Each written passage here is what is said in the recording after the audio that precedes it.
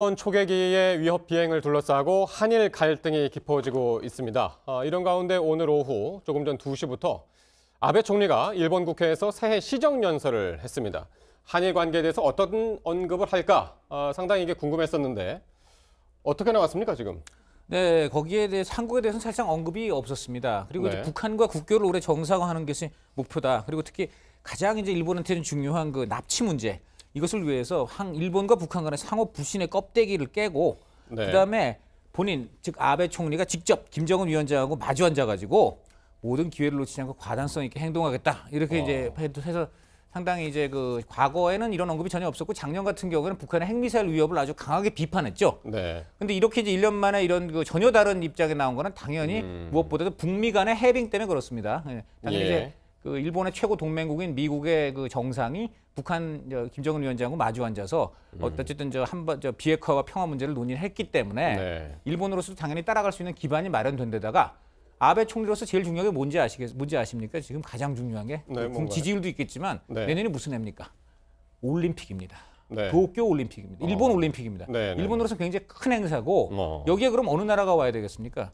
당연히 북한이 초청이 돼야 됩니다. 바로 옆 나라이기 때문에 북한이 초청이 되고 이것을 계기로 아베 총리는 북한의 도쿄와 평양에 연락사무소를 좀 두려고 한다. 이것이 지금 이미 일본 언론들이 다 보고 있는 상황입니다. 그리고 아마도 내년 도쿄에 김정은의 동생 김여정은 기본이고 그리고 무엇보다 일본인의 가장 최고의 그 화제 메이커인 요코다 메구미 그 메구미의 딸 그 자식이 내년에 올 가능성이 있다 이겁니다. 지금 요코다 메구미의 딸은 북한 사람하고 강제로 결혼해서 지금 혼혈이 돼가지고 북한 사람으로 살고 있습니다.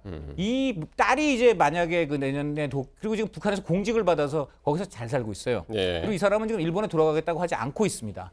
이런 사람이 만약에 이제 내년에 오게 되면 북일 관계에는 그야말로 엄청나게 메가톤급 파장이 이제 일어납니다. 그래서 이런 저런 것을 했을 때 지금 아베 총리로서는 한일 갈등 같은 것을 언급하기 이전에 지금 가장 본인의 중요한 정치적 아젠다인 올림픽과 관련해서 아주 뭐라 그럴까 엄청난 지금 돌파구를 연 겁니다. 저건 대단한 지금 동북아 지형을 흔들 수 있는 아주 아베 총리로서는 굉장한 승부수다. 조금 전에 이제 끝난 일본 아베 총리의 이제 시정 연설에 관련해서 그 내용 말씀해 주셨는데 일단 가장 눈에 띄는 것은 북한과 올해 국교 정상화가 목표다.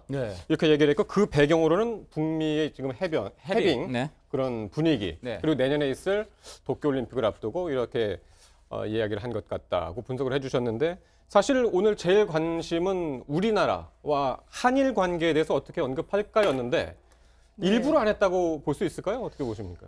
우리 강 의원께서 뭐 도쿄 올림픽까지 말씀을 하셨습니다만 저는 지금 아베 총리가 제일 걱정하는 것이 과연 뭘까?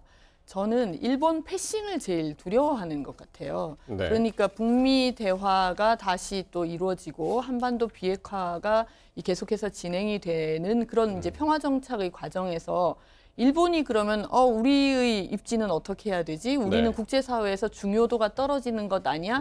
이런 걱정을 하면서 이 교묘하게 남과 북을 갈라치기를 하고 있는 것 같아요. 그러니까 한국 정부와는 이런 초계기 갈등 같은 걸 통해서 계속해서 긴장 관계를 높여가고 대신 북한에 대해서는 이렇게 평화의 손짓 같은 뭐 국교 정상화 이런 것들을 내세우면서 그런 이제 패싱을 일단 막아보겠다는 첫 번째 의도가 있는 것 같고 국내 정치적으로는 당장 있을 이제 선거를 또 겨냥해서 본인이 하고자 하는 그러니까 평화헌법을 이 전쟁까지 가능한 그런 정상국가, 보통국가로서 바꾸겠다는 의지를 제대로 또 실현하려면 국내에서도 이 선거를 통해서 승리를 해야 되는 거거든요.